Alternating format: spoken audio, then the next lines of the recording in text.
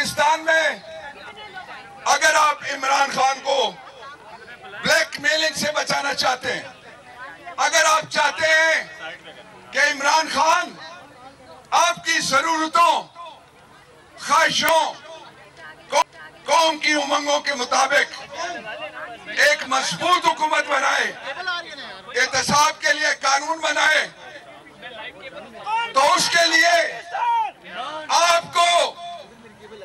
लिए आपको इमरान खान को 2/3 मेजॉरिटी देनी होगी। इंशाअल्लाह दोगे 2/3 मेजॉरिटी, इंशाअल्लाह दोगे 2/3 मेजॉरिटी, इंशाअल्लाह।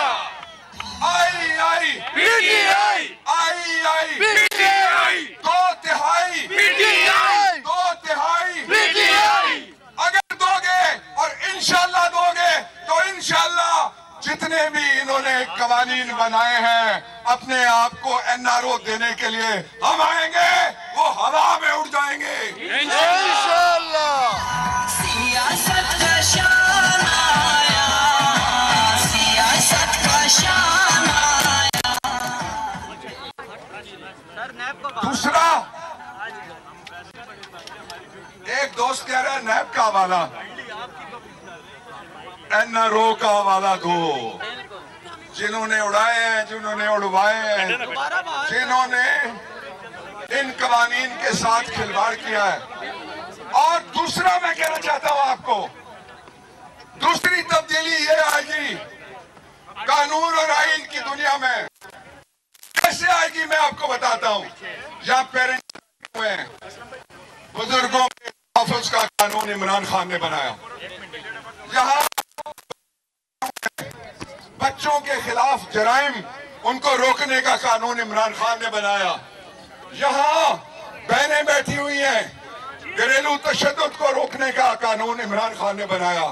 यहाँ बच्चियां सुन रही हैं, उनके नामूस की हिफाजत के लिए और उनकी ताज़ीम और तकरीम के लिए इमरान खान के दौर में एक नहीं एक से ज्यादा कानून बने।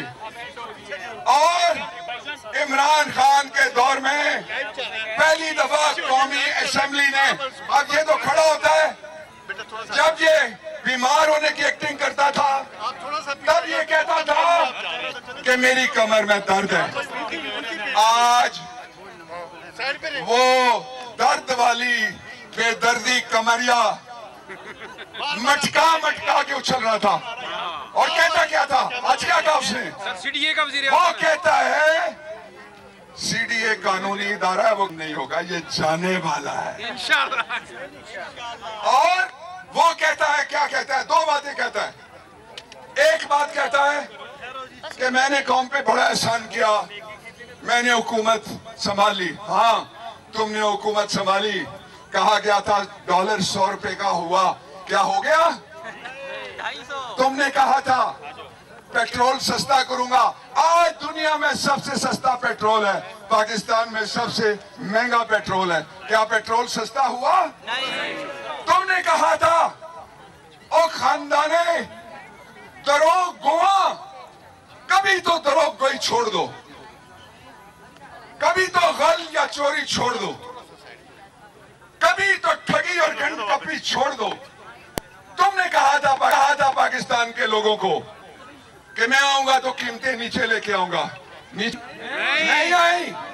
इसलिए नहीं आई कि ये इस एजेंडे के लिए नहीं आया था, ये अपने खानदान की दौलत बचाने के लिए, पाकिस्तान की बची हुई दौलत लूटने के लिए, उसको बाहर पहुंचाने के लिए आया था।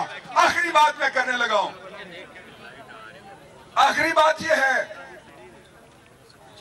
कि इमरान खान वो आशिक़े रसूल है जिसने कहा कि मैं सोचता था कभी मैं आलमी फोरम पे खड़ा हो जाऊं, मैं लोगों को बताऊं दिल का दर्द क्या होता है। वो कहता था मैं आलमी फोरम पे खड़ा हुआ, मैंने खड़े होके कहा मुसलमानों के दिल में हजरत मोहम्मद मुस्तफ़ा सल्लल्लाहु अलैहि वसल्लम बसते हैं, इसलिए जब भी कोई आपकी शान में हर्जा सराई करता है तो हमारे दिल में दर्द होता है। उसने आलमी बरादरी को कहा, जानते हो सबसे सख्त दर्द क्या होता है? दिल का दर्द होता है।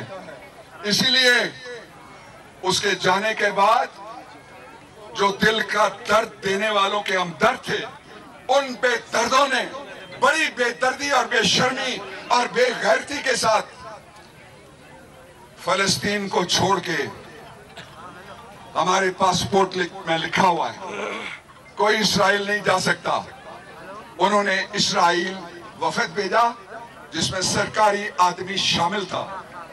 अगर चाहते कि पाकिस्तान खुद मुख्तार रहे, उम्मत मुस्लिमा का लीडर जो सारी दुनिया को अक़वाम मुत्तहिदा में खड़ा होके ललकार सकता है इस्लामोफोबिया पे, कानून बन गया, जुडिशल फोरम बन गया और उसके साथ ही आलमी दिन मनाने के लिए कहा गया, तो इमरान को वापस लाना होगा।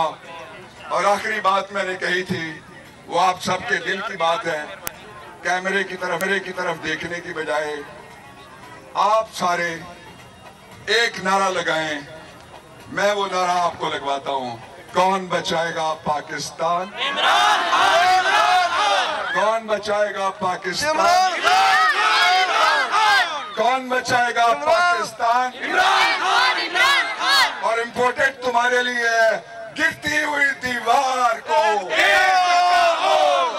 मोदी के इस यार को,